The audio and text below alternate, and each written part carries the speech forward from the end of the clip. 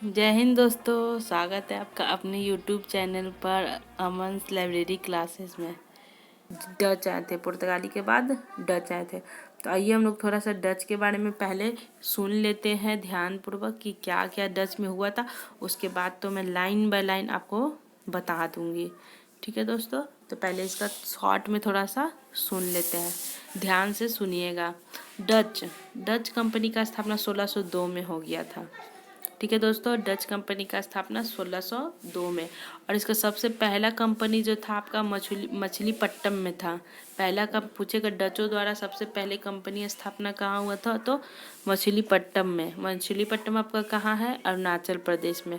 दूसरा आपका पुलिकट में था। ठीक है दोस्तों, और तीसरा आपका सूरत में था। ठीक है, पहला फिर से याद कर लेंगे। पहला मछलीपट्टनम में था, दूसरा पुलिकट में, और तीसरा सूरत में। ठीक है दोस्तों, और ये डच कंपनी जो है ना 21 वर्ष का चार्टर लेकर आए थे। चार्टर क्या था, एक तरह चार्टर के बारे में तो ऐसे हम लोग पॉलिटी में अच्छे से पढ़ेंगे, लेकिन फिर भी मैं यहाँ पर बता देती हूँ थोड़ा सा। चार्टर क्या था, एक अधिकार पत्र था।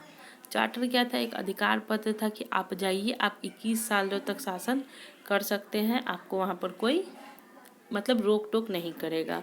तो डच को कितने वर्ष का अधिकार पत्र मिला था, 21 वर्ष का। ठीक है, और इस जब डच आए थे तो उसमें 17 निर्देशक आए थे।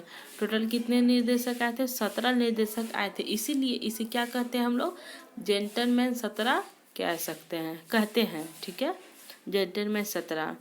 और इसका क्या बात था कि विश्व में जो जितने भी बाजार में भारतीय कपड़ों था ना, विश्व में, भारत की बात नहीं करेंगे, विश्व बाजार में भारतीय कपड़ों को स्थापित करने वाला सबसे पहले कौन था, डच था।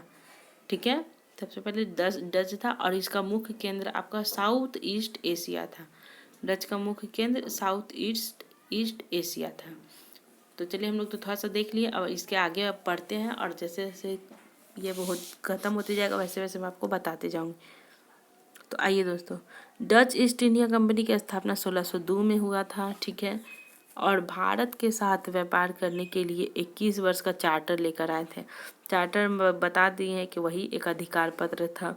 इस कंपनी के निर्देशकों की संख्या 17 थी, अभी बता दिए, और इसलिए इसको जेंटलमैन 17 कहा जाता है। डचों ने अपनी पहली कंपनी फैक्ट्री मछलीपट्टनम में लगाया था, जो एपी में है, स्थापित किया था। दूसरा दोस्तों अभी हम आपको बताएं कि पुलिकट में, और तीसरा सूरत में। और एकमात्र किले बंदी की पुलिकट में, ये दूसरा में था। और डचों को यह महत्वपूर्ण क्षेत्र जाता है कि विश्व बाजार, ये मतलब कि उनको श्रेय क्षेत्र पर दिए, सॉरी दोस्तों, डच को ये महत्वपूर्ण श्रेय जाता है कि विश्व बाजार में भारतीय कपड़ों को इन्होंने ही स्थापित किया, जैसा कि अभी हम आपको बताएं। क्योंकि इन्होंने इस पर कभी अनुचित टैक्स नहीं लिया। क्या कहते हैं, डच लोग इस पर कभी अनुचित टैक्स नहीं लिए।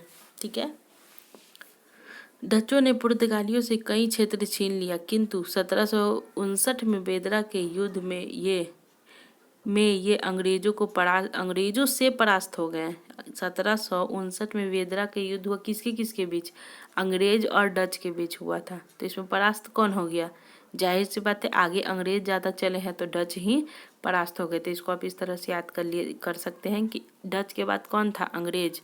तो जब तक डच परास्त नहीं होगा अंग्रेज का शासन कैसे चलेगा। अगर यहीं पर डच अगर जीत जाते तो अंग्रेज का मतलब ख़त्म हो जाता। तो इसीलिए 1700 बहुत इम्पोर्टेंट है दोस्तों आपका। 1759 का बेदरा का युद्ध, वन लाइनर में एक क्वेश्चन में ये पूछता है कि बेदरा का युद्ध कब हुआ था और किसके किसके बीच हुआ था। तो एकदम याद रखना है हम लोग को ट्रिक के तौर पे कि पहले डच, फिर क्या था, अंग्रेज। और इसमें हारा कौन, ये तो बताने का जरूरत नहीं है, क्योंकि जाहिर सी बात है डच हारेंगे तभी आगे अंग्रेज जीतेंगे और उनका शासन चलेगा। तो इसलिए डच हार गए थे।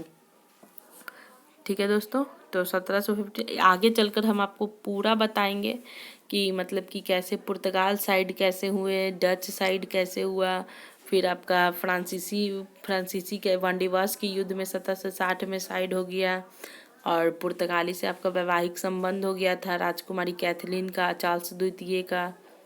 ठीक है दोस्तों, तो तीनों को आखिर अंग्रेज आगे कैसे बढ़े, आखिर अंग्रेज आगे कैसे बढ़े हैं, ये तीनों को समाप्त करेंगे तब ना। तो आगे अभी हम लोग पढ़ेंगे कि पुर्तगाली को कैसे समाप्त किया, वैवाहिक संबंध स्थापित कर कर। ठीक है दोस्तों, राजकुमारी कैथलीन और चार्ल्स द्वितीय, राजकुमार चार्ल्स द्वितीय का विवाह हो गया था। ठीक है दोस्तों, तो वैवाहिक संबंध दोनों के बीच हो गया था। तो आप संबंधी के साथ तो ऐसा कर नहीं ना सकते हैं, इसीलिए। डच कैसे गए, तो अभी अभी पढ़े हम लोग कि 1759 में बेदरा का युद्ध हो गया था, तो इससे डच साइड हो गया। और एक वांडीवास का युद्ध आएगा आपका 1760, वांडीवास का युद्ध आएगा 1760, तो उसमें कौन साइड हो गया आपका, फ्रांसीसी। ठीक है दोस्तों, आगे देखते हैं हम लोग। तो 1759 में बेदरा का युद्ध हो गया, जिसे अंग्रेज से परास्त हो गया कौन, डच। और इसके बाद उनका मुख्य केंद्र क्या हो गया, साउथ ईस्ट एशिया। फिर से हम लोग छोटे दोस्तों क्विक रिवीजन तुरंत करेंगे। कंपनी का स्थापना हुआ था 1602 में, 21 वर्ष का चार्टर मिला। इस कंपनी के निर्देशकों की संख्या 17 थी, इसलिए इसे जेंटलमैन 17 कहा जाता है। पहली कंपनी मछलीपट्टनम, दूसरी बताए हम आपको पुलिकट और तीसरी सूरत। विश्व बाजार में भारतीय कपड़ों को इन्होंने ही स्थापित किया था 1759 में। बेदरा का युद्ध से मतलब कि डच लोग हार गए। ठीक है दोस्तों, आगे देखते हैं। आगे क्या हो गया आपका, अंग्रेज। अंग्रेज तो थोड़ा लंबा टॉपिक है, तो अंग्रेज के बारे में भी हम लोग थोड़ा सा पहले देख लेते हैं, उसके बाद ना पढ़ने में ठीक रहता है। पहले मैं बता देती हूँ थोड़ा सा, उसके बाद आपको भी पढ़ने में ठीक रहेगा। फिर तो क्या है, रीडिंग का क्या है, वो तो लाइन बाय लाइन रीडिंग डाल ही देंगे, उसमें क्या कोई दिक्कत नहीं है। तो अंग्रेज को ब्रिटिश ईस्ट इंडिया कंपनी भी कह सकते हैं आप लोग। तो अंग्रेज क्या था, तो ब्रिटिश ईस्ट इंडिया कंपनी का स्थापना 31 दिसंबर 1600 को हुआ था। कब हुआ था, 31 दिसंबर 1600 को हुआ था, ध्यान रखेंगे। जिसमें महारानी एलिजाबेथ ने किया था। किसे किया था, 31 दिसंबर 1600 को महारानी एलिजाबेथ ने ये आपका ईस्ट इंडिया कंपनी का स्थापित किया था। और ध्यान देंगे, इसमें 15 वर्षों का चार्टर दिया गया था। क्या दिया गया था इसमें, 15 वर्षों का। अभी हम लोग कितना पढ़े थे उसका अभी हम लोग 21 वर्ष पढ़े थे डच का, 21 वर्ष पढ़े थे डच का, ध्यान देंगे। और इसमें 15 वर्षों का चार्टर दिया गया था। और इस समय जो आपका देखिए, ध्यान देंगे, इस समय आपका मुगल शासक कौन था, बहुत बार पूछ चुका है कि जब ईस्ट इंडिया कंपनी का स्थापना हुआ था तो उस समय मुगल राजा कौन थे, तो अकबर थे। ठीक है, 1600, अब उसी के समय जो आपका 1661 में, उसी के समय 1661 में ब्रिटिश राजकुमार, जो भी हम आपको बताएं कि चार्ल्स द्वितीय का विवाह, चार्ल्स द्वितीय जो थे ब्रिटिश के राजकुमार थे। ठीक है, अब पुर्तगाल की राजकुमारी कौन थी, कैथरीन थी। ठीक है, इन दोनों का विवाह इसी के टाइम हो गया था। ठीक है, उन दोनों का विवाह हो गया था। और फिर क्या हुआ ना, पुर्तगाली जो थे ना, पुर्तगाली ने बम्बई को जो है ना, बम्बई बंदरगाह जो था ना, अंग्रेज को गिफ्ट दे दिया। पुर्तगाल चूँकि लड़की वाले थे, पुर्तगाल क्या थे, पुर्तगाल लड़की वाले थे, तो क्या किया, उस समय तो पुर्तगाल का ही था, तो बम्बई जो बंदरगाह था उसको गिफ्ट पे दे दिया अपने, मतलब कि इसको, मतलब कि चार्ल्स द्वितीय जो दामाद थे उनके। ठीक है, और जो चार्ल्स द्वितीय ने फिर क्या किया कि बम्बई बंदरगाह जो था ना, उसको ईस्ट इंडिया कंपनी को भाड़े पर दे दिया। ठीक है, फिर चार्ल्स द्वितीय क्या किया, ईस्ट इंडिया कंपनी को भाड़े पर दे दिया। ठीक है दोस्तों, इसके बाद देखेंगे हम लोग कि कौन कौन अंग्रेज के समय आया। तो 1608 में हॉकिंस आया। ठीक है, 1608 में हॉकिंस आया, ये अकबर के नाम का अधिकार पत्र लेके आया था। 1608 में जो हॉकिंस आया था, तो ये अकबर के नाम का अधिकार पत्र लेकर के आया था। लेकिन ध्यान देंगे, ये 1608 में आया है। अकबर की मृत्यु कब हो गई थी, 1605 में ही अकबर की मृत्यु हो गई थी। इस टॉपिक को, इस पॉइंट को बहुत बार पूछा गया है। ठीक है दोस्तों, कि मतलब कि 1608 में हॉकिंस आया तो किसके नाम का लेकर आया, तो जो नाम का लेकर आए थे अकबर के नाम का। लेकिन चूंकि 1605 में अकबर की मृत्यु हो गई थी, तो वो जहांगीर के दरबार में पहुंचे थे। ठीक है, और आए हॉकिंस आए तो अपना, उनका तुर्की भाषा के वो जानकार थे, अपना आए तो तुर्की भाषा में बात किए, तो जो जहांगीर को बहुत अच्छा लग गया। जहांगीर तो थे उस समय जहांगीर, तो उनको बहुत अच्छा लग गया। और जहांगीर उसको 400 जात का मनसब दिए और उसको एक उपाधि दिए, इंग्लिश खां की उपाधि। बहुत बार पूछ चुका है कि इंग्लिश खा की उपाधि किसको मिला, तो हॉकिंस को मिला था। ठीक है। फिर आपका 1615 में फिर एक और आदमी आया, थॉमस रो जिनका नाम था। ठीक है, 1615 में फिर थॉमस रो आया। फिर अपना सबसे पहला कंपनी स्थापना किया सूरत में। यही सब था। यहाँ पर मैं आपको बता देती हूँ थोड़ा सा ना, सबसे पहले हॉकिंस आया था, उसके बाद थॉमस रो। बहुत लोगों को इसमें कन्फ्यूजन होता है कि सबसे पहले हॉकिंस आया कि सबसे पहले थॉमस रो आया। तो याद करने का छोटा सा ट्रिक है, बिल्कुल छोटा सा ट्रिक है कि कोई सबसे पहले आता है तो हाथ मिलाता है। ठीक है, तो हाथ से क्या हो गया, हॉकिंस। तो सबसे पहले कौन आया, हॉकिंस। बहुत छोटा सा बात है, लेकिन आपको आज अगर नहीं जानते होंगे तो आज अगर जान लेंगे तो ये आपको हमेशा ऑलवेज याद रहेगा। ठीक है दोस्तों, तो सबसे पहले कौन आया था, हॉकिंस। कोई आएगा तो हाथ मिलाएंगे तो हॉकिंस। ठीक है, और फिर थॉमस रो 1615 ईस्वी में आया। ठीक है, अंग्रेज का विकास देखिए कैसे कैसे यहाँ पर हो रहा है, अंग्रेज का विकास। फिर क्या हुआ कि 1717 आया। फिर 1717 में क्या हुआ कि फर्रुखसियर था, ये भी आपका मुगल कालीन राजा ही था। 1717 में 1707 में ध्यान देंगे, औरंगजेब का मृत्यु भी हो गया था 1707 में। तो उसके बाद फर्रुखसियर आया। ये क्या किया कि अंग्रेजों को व्यापारिक छूट दे दिया। ये क्या किया कि अंग्रेजों को व्यापार करने का छूट दे दिया कि आप लोग भाई व्यापार कीजिए। और इसका छूट को ही हम लोग क्या कहते हैं, भारतीय इतिहास में इसको मैग्ना कार्टा कहा जाता है। ये भी सवाल बहुत बार पूछा गया है कि किसके अधिकार पत्र को मैग्ना कार्टा कहते हैं। तो फर्रुखसियर जो अधिकार दिया व्यापारिक छूट का, उसे ही मैग्ना कार्टा कहते हैं। ठीक है, इसके आगे फिर हम लोग फ्रांसीसी के बारे में पढ़ेंगे। तब तक थोड़ा सा ओवरऑल बता दिए, अब आपको हम लोग इसको लाइन बाय लाइन कवर कर लेते हैं। ठीक है दोस्तों, अब आपका देखिएगा, अब पढ़ेंगे तो कैसे रिवीजन होता है। 1600 ईस्वी में महारानी एलिजाबेथ द्वारा ईस्ट इंडिया कंपनी को भारत के साथ व्यापार करने के लिए 15 वर्षों का चार्टर दिया। जैसा कि अभी हम बताएं, चार्टर क्या है, एक अधिकार पत्र है कि आप जाइए 15 वर्षों तक भारत के साथ अब व्यापार कीजिए। ठीक है, जिसे बाद में राजा जेम्स प्रथम ने अनिश्चित काल कर दिया। फिर कोई जेम्स प्रथम आए तो क्या कर दिए, उस अधिकार पत्र को अनिश्चित काल कर दिए।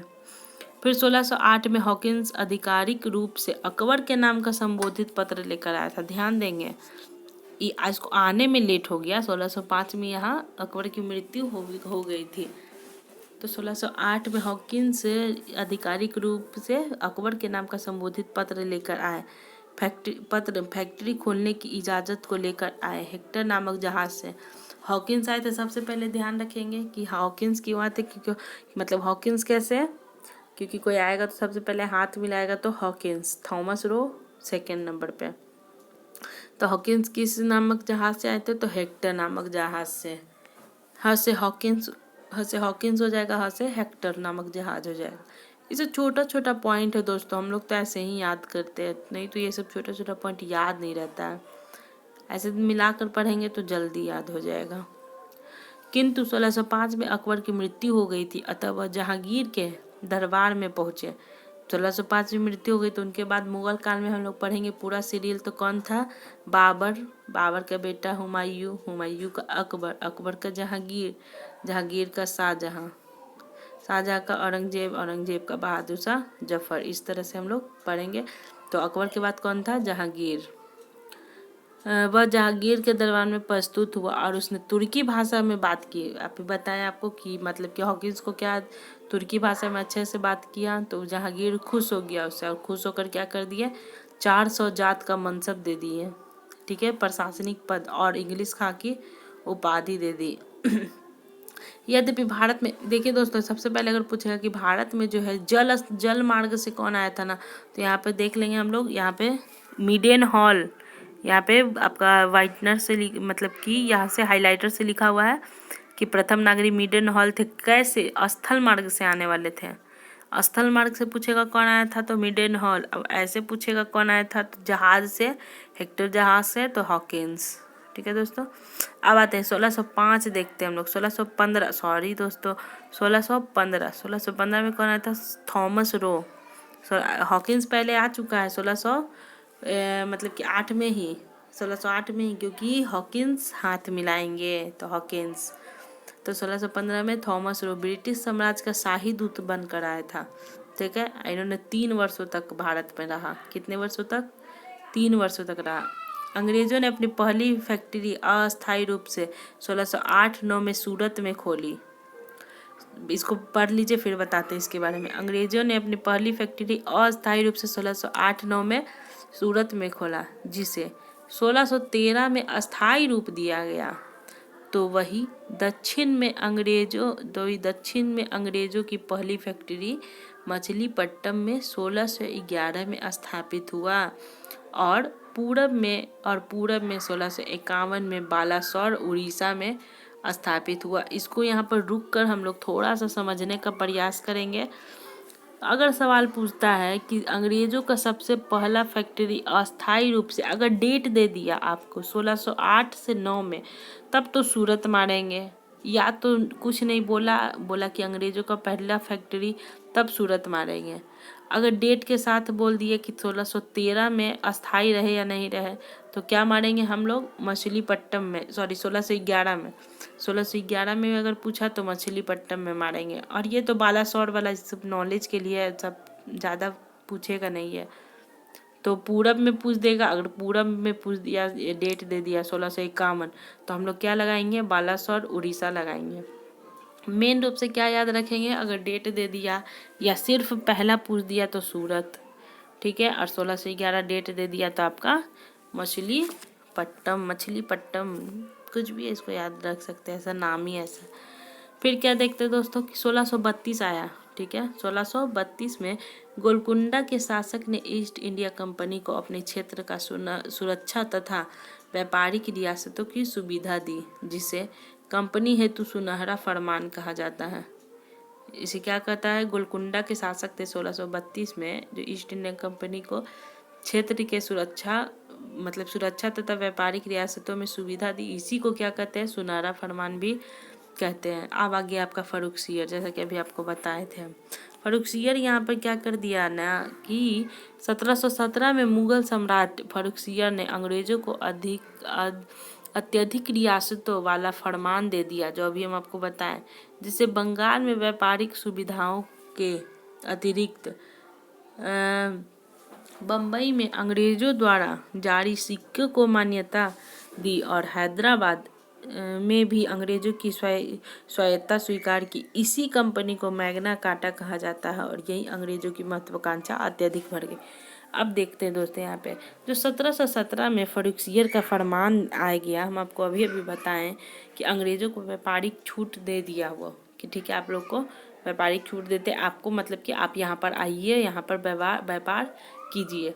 यही मतलब कि एक रास्ता खुल गया उन लोगों को कि चलो मुगल राजा तो दे दिए व्यापारिक छूट दे दिए भाई, तो उन लोग का क्या है, फिर उन लोग का मन बढ़ गया। फिर अपना शुरू तो यहाँ पे क्या लिखा, महत्वाकांक्षा अत्यधिक बढ़ने लगी, फिर वो अपना व्यापार आगे बढ़ाने लगे। और क्या, और इसी चीज़ को फर्रुखसियर के पूछेगा यहाँ पे, फर्रुखसियर का व्यापारिक छूट को क्या कहते हैं भारतीय इतिहास में? तो उसे मैग्ना कार्टा कहते हैं। एक मैग्ना कार्टा हम लोग पॉलिटी में भी पढ़ते हैं, एक मैग्ना कार्टा पॉलिटी में भी, और एक मैग्ना कार्टा 1717 का फर्रुखसियर का फरमान को कहते हैं। ठीक है दोस्तों, आगे देखते हैं।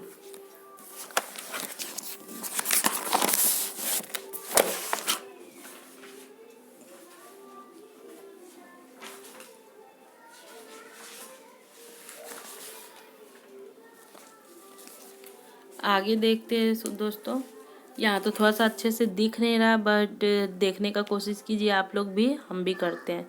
ठीक है दोस्तों, क्या था यहाँ पे? स्थान एवं किला था, वर्ष है और कुछ विशेष बातें हैं। तो मद्रास सेंट जॉर्ज, सबसे पहले मद्रास सेंट जॉर्ज 1640 में, ठीक है। यहाँ पे फ्रांसीसी डी है, मद्रास को कहा जाता है। फिर कलकत्ता में फोर्ट विलियम का स्थापना हुआ 1699 में, 99 से 1700। यहाँ पर भी देखेंगे इस किले का प्रथम अध्यक्ष कौन था? चार्ल्स आपर। बम्बई सेंट थॉमस 1720 में, चार्ल्स बून। ठीक है दोस्तों, ये तो दिख नहीं रहा अच्छे से, लेकिन इसको आगे देखते हैं हम लोग क्या था। जॉन चाइल्ड के बारे में कुछ हम लोग पढ़ते हैं यहाँ पर। जॉन चाइल्ड जब बम्बई का गवर्नर था, देखिए जॉन चाइल्ड जब बम्बई का गवर्नर था तो मुगलों के व्यापारिक जहाज़ों को लूटने के आरोप में 1686 में औरंगजेब की सेना ने उसे दंडित किया था। डेट देखते चलेंगे, 1686 है तो 1707 में औरंगजेब मरा है तो 1686 में औरंगजेब ही होगा। ऐसे भी मुगल काल में बहुत अधिक दिन तक शासन किए थे औरंगजेब।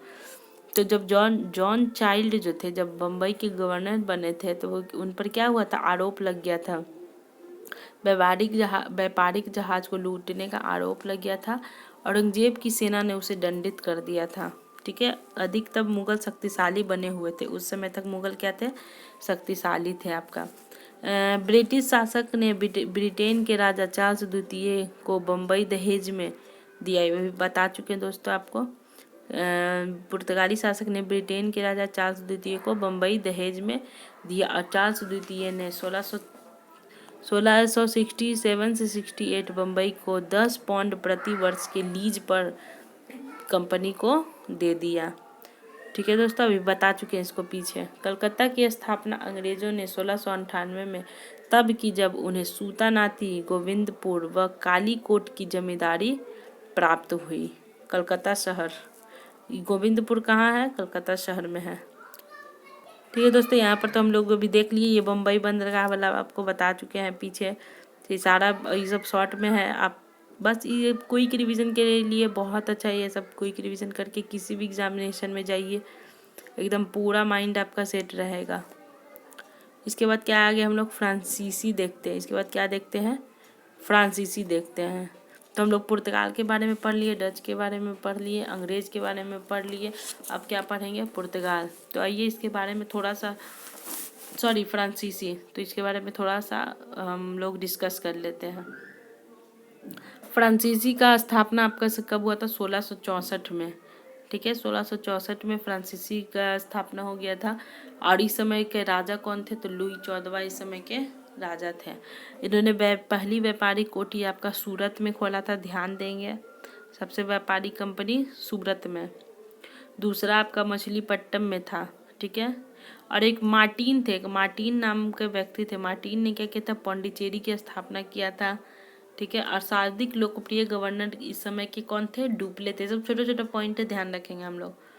इस समय के सर्वाधिक लोकप्रिय गवर्नर कौन थे, डुप्ले। और इसी के समय जो है ना आपका 3 कर्नाटक युद्ध हुआ था, जिसको हम लोग डिटेल में पढ़ेंगे, अच्छे से आगे भी पढ़ेंगे। तो 3 कर्नाटक युद्ध किसके समय में हुआ था, तो फ्रांसीसी इसी के समय में हुआ था, जिसको आगे हम लोग अच्छे से पढ़ेंगे। तो फ्रांसीसी का समापन कैसे हुआ, तो ध्यान देंगे वांडीवास के युद्ध से। मैंने पीछे भी आपको ये इस बारे में बताया है कि फ्रांसीसी कैसे साइड हुए थे। तो 1760 के वांडीवास युद्ध से आपका ये फ्रांसीसी भी समाप्त हो गए। तो इसके बाद बचा कौन, अंग्रेजों का रास्ता साफ। जैसे आपको बताएं कि पुर्तगाली को कैसे वैवाहिक संबंध से, डच को कैसे 1759 का वेदरा का युद्ध, और फ्रांसीसी को कैसे 1760 का वांडीवास का युद्ध से। तो आइए देखते हैं हम लोग फ्रांसीसी के बारे में पढ़ते हैं। 1664 में बताया आपको फ्रांसीसी कंपनी का स्थापना हुआ था। 1664 में फ्रांस के शासक लुई 14 के मंत्री कोलवर्ट ने फ्रांसीसी ईस्ट इंडिया कंपनी की स्थापना की। ठीक है, 1668 में फ्रांसीसी ने भारत में पहली फैक्ट्री सूरत में स्थापित की, अभी अभी बता चुके हैं, स्थापित की, तथा बाद में अपनी गतिविधियों का केंद्र पौंडीचेरी बना लिया। सबसे पहले फैक्ट्री सूरत में स्थापित किया और बाद में अपना गतिविधि यानी कार्य वगैरह करने के लिए पौंडीचेरी में बना लिया केंद्र।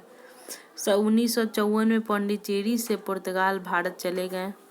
ठीक है, 1961 में मतलब कि गोवा को जीत लिया और यवन, करिकल, माही, पौंडीचेरी ये सब को जीत लिया। यहाँ पे देखेंगे दोस्तों हाईलाइट किया हुआ है फैकोइस मार्टिन अभी हम आपको बता दिए। पौंडीचेरी के संस्थापक कौन थे, तो मार्टिन, फैकोइक मार्टिन ने पौंडीचेरी के स्थापना किया। अब आइए, फ्रांसीसी कंपनी का सर्वाधिक लोकप्रिय गवर्नर कौन था, डुप्ले था, अभी बताया आपको कि फ्रांसीसी कंपनी का सर्वाधिक लोकप्रिय गवर्नर जनरल कौन था, डुप्ले था।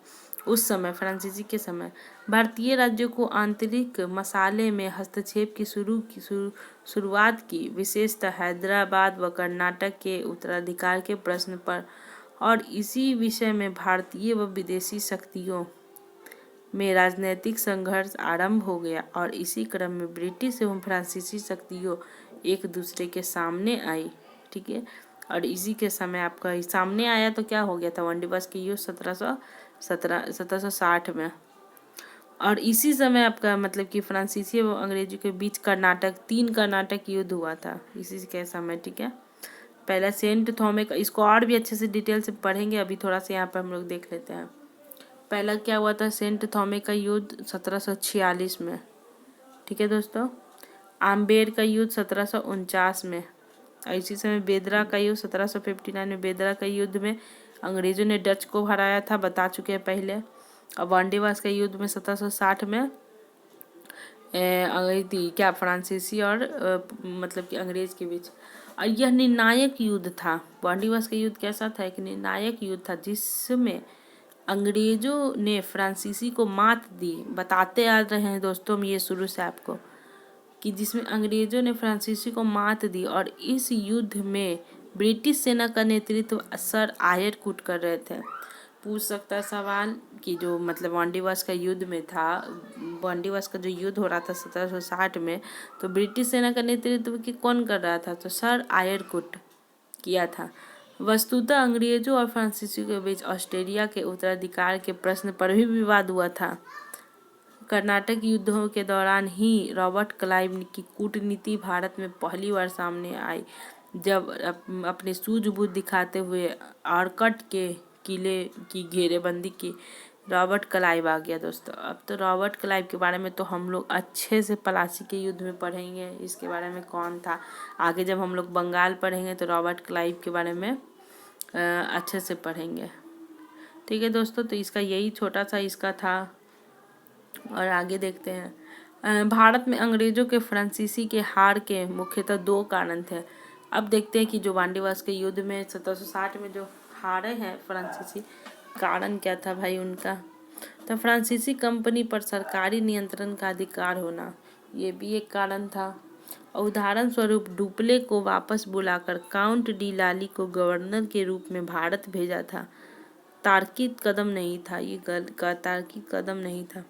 ब्रिटिश नौसेना की तुलना में फ्रांसीसी नौशक्ति कमजोर होना, ब्रिटिश की तुलना में क्या था, फ्रांसीसी वाले क्या थे, कमजोर थे। विशेष देखते हैं, आगे देखते हैं कितना है इसका, नहीं है बस थोड़ा ही सा है दोस्तों।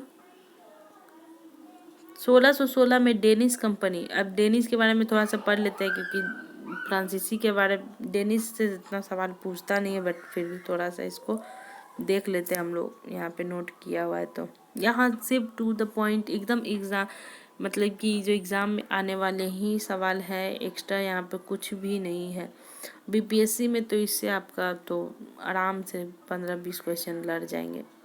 एक बार पढ़ कर देखिए दोस्तों, तब मतलब पता चलेगा क्या बात है। बिना पढ़े तो कोई किसी का नहीं बता सकता है कि कैसा सवाल है क्या है। तो 1616 में डेनिश कंपनी भारत आई और अपना मुख्यालय सेराम्पचोर को बनाया। क्या बनाया, सेराम्पचोर को बनाया अपना मुख्यालय। स्वीडिश कंपनी 1731 में भारत आई, ठीक है, और 18वीं सदी के पूर्वार्ध, किंतु यह राजनीतिक व व्यापार पर ध्यान केंद्रित न कर धर्म प्रचार करती थी, अतः यह अधिक लोकप्रिय नहीं थी। बात पहले ये बता दिए कि अधिक लोकप्रिय नहीं था, ये धर्म का प्रचार करता था, व्यापार करने में इसको कोई दिलचस्पी नहीं था, धर्म का प्रचार करते थे। ठीक है दोस्तों, आज का वीडियो तो यहीं तक रहेगा। इसके बाद मैं देख लीजिए आपको क्या बताने वाली हूँ। उत्तराधिकार के क्षेत्र के लिए बताऊंगी कि क्या क्या हुआ था, जैसे बंगाल, अवध, मराठा, पंजाब, मैसूर, ये सब जितना सारा कैसे कैसे कब्जा किया है, मतलब कि कैसे कैसे बंगाल को पहले कैसे कब्जा किया, फिर अवध को कैसे किया, मैसूर को कैसे किया, पंजाब को कैसे किया, मराठा को कैसे किया, ये सब मैं आगे आपको पूरे वीडियो में पूरा बता दूंगी। हिस्ट्री आप पढ़ के देखिए, उसके बाद आपका कुछ नहीं छूटेगा जैसे जैसे। ठीक है दोस्तों, तो अगर आपको वीडियो अच्छा लगता है तो लाइक करें, सब्सक्राइब करें, अपने दोस्तों को ज़रूर शेयर करें। Thank you.